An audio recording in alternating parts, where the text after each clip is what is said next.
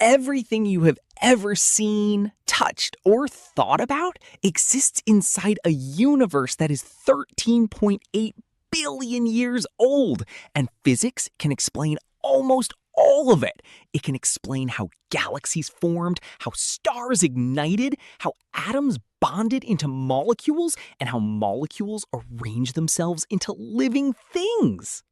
The equations work. The predictions match. The evidence is overwhelming. But there is one moment that breaks everything.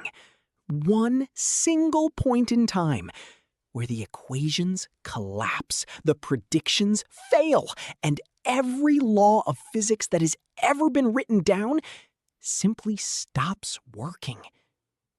The moment before the Big Bang. Not the Big Bang itself. Physicists can describe that.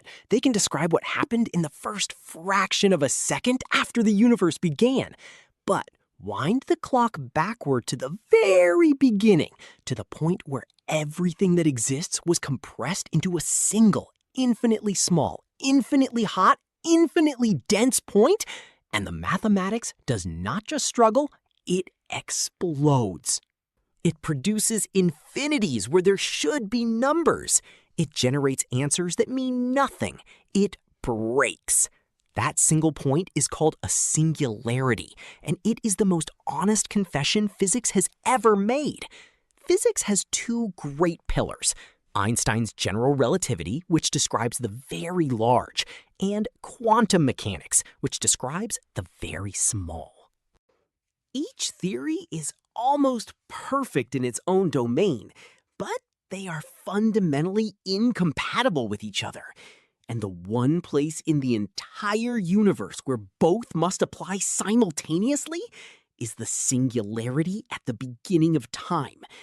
When you combine them, you get nonsense, infinities, contradictions, equations that tell you nothing. This is the central unsolved crisis of theoretical physics. So, what was happening before the Big Bang? The honest answer is that the word before may not even be meaningful. Stephen Hawking and James Hartle proposed that time itself did not exist before the Big Bang. Just as there is no point south of the South Pole, there is no moment before the beginning of time. The question is not unanswered, it is malformed. But not everyone agrees.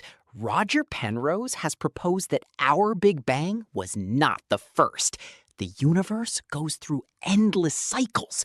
Each cycle begins with a Big Bang and ends with a vast, cold, empty universe.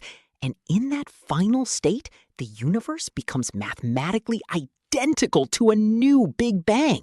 One universe ends and another begins. Our Big Bang was the death of another universe. Then there is cosmic inflation, proposed by physicist Alan Guth in 1980. In the first unimaginably tiny fraction of a second after the Big Bang, the universe expanded faster than the speed of light. And some versions of inflation suggest new universes are constantly inflating into existence in regions of space we can never observe, each with their own physical laws, each with their own version of reality. And then there is perhaps the most startling possibility of all. Lee Smolin proposed that black holes are the seeds of new universes. When a black hole forms, the singularity at its center births a new universe on the other side. If this is true, our universe was born from a black hole in a parent universe, and every black hole in our universe may have already given birth to a child universe of its own.